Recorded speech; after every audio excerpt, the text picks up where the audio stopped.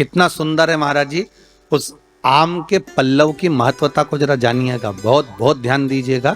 आम के पत्ते देखे आप लोगों ने? अरे बोलो जम के तो बोलो। देखें, उसका प्रयोग कभी आप लोगों ने करा? आम के पत्ते का कभी प्रयोग कर देखिएगा।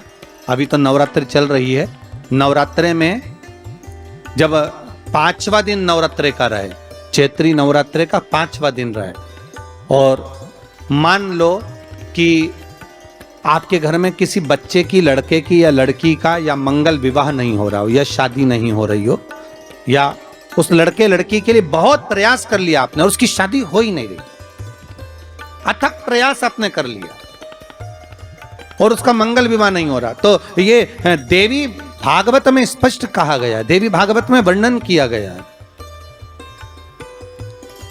देवी भागवत में वर्णित किया गया।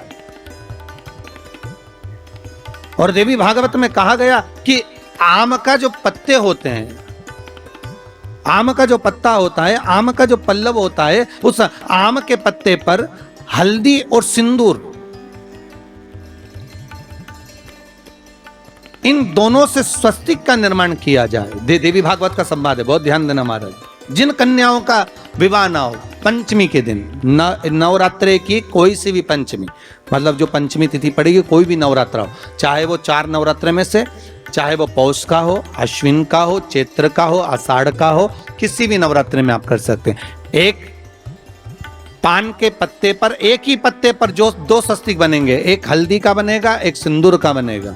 बस अंतर इतना है, जो हल्दी का स्वस्तिक है उस पर कंकु के चावल, अर्थात रौली के चावल, रौली कुंकू के चावल रखना है, और जो सिंदूर का है उस पे हल्दी के चावल रखना है। इतना रखकर जिस लड़का लड़की का विवाह नहीं होता उसकी हथेली पर रखकर उसका नाम और गोत्र बोलकर महाराज उसको ले जाकर नीम के पेड़ के नीचे उसको रख दिया जाता है। मात्र 3.5 या 4 महीने ऐसे रहते हैं जिसके अंदर उस लड़का लड़की का विवाह पक्का हो जाता है। जिसका विवाह नहीं होता केवल उसी के लिए,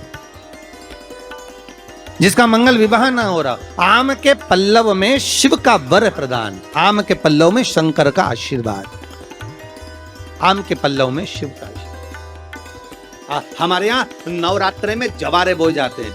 आप लोगों को इधर बोते हैं कि नहीं बोते हैं मालूम नहीं, हम बोते हैं इधर। मट्टी के पात्र में जवारे बोए जाते हैं, कुंडी में जवारे बोए जाते हैं, मट्टी में गेहूं डालकर जवारा बोया जाता है। उस जवारे की मूलता क्या कहती है, उस जवारे की महत्वता क्या कहती है, क्यों बोए जाते हैं जवारे, उस जवारे की महत्वता क्या है? नवरात्रे में 9 दिन जवारे क्यों बोते हैं,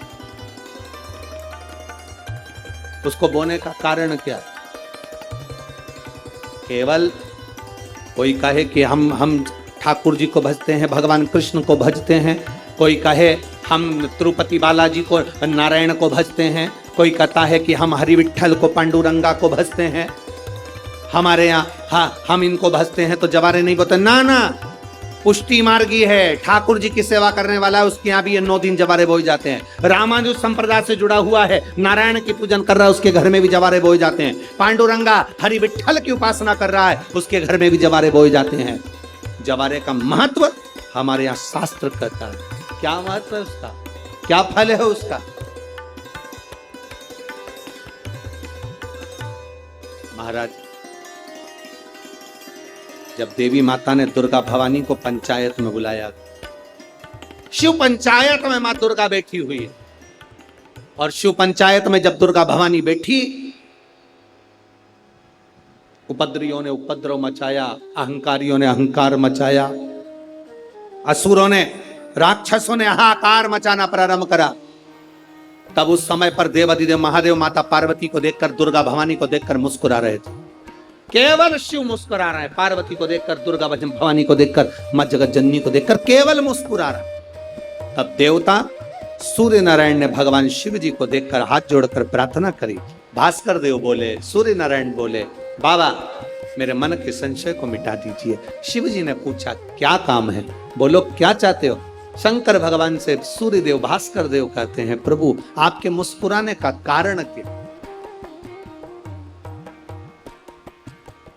भारत की भूमि पर जितनी जगह पर भी आप लोग कथा सुन रहे हो, आस्था चैनल पर, फेसबुक, यूट्यूब पर जितने लोग कथा सुन रहे हो, बड़े ध्यान से सुनना कि जवारे क्यों बोए जाते हैं, नवरात्रि में जवारे की महत्वता क्यों होती है। क्यों बोया जाता है, मिट्टी में गेहूं डालकर क्यों उत्पन्न किया जाता है, उसकी महत्वता क्या है। सूर्य नारायण पूछ रहे हैं भगवान देवाधिदेव महादेव से, आप दुर्गा भवानी को देखकर मुस्कुराए, आप हंसे हैं, आपके चेहरे पर प्रसन्नता आई, कारण